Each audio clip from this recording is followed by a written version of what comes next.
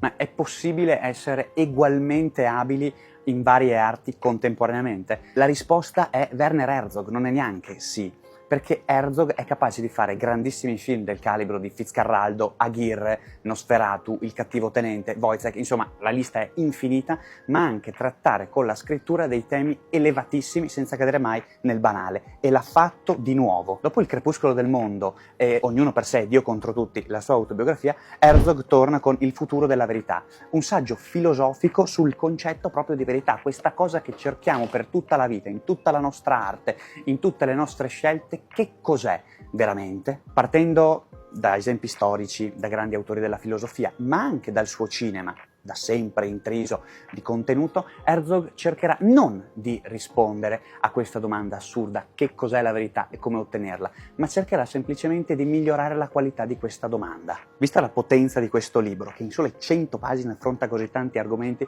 non si dovrà più dire quanto siete bravi da 1 a 10, ma quanto siete bravi da 1 a Werner Herzog.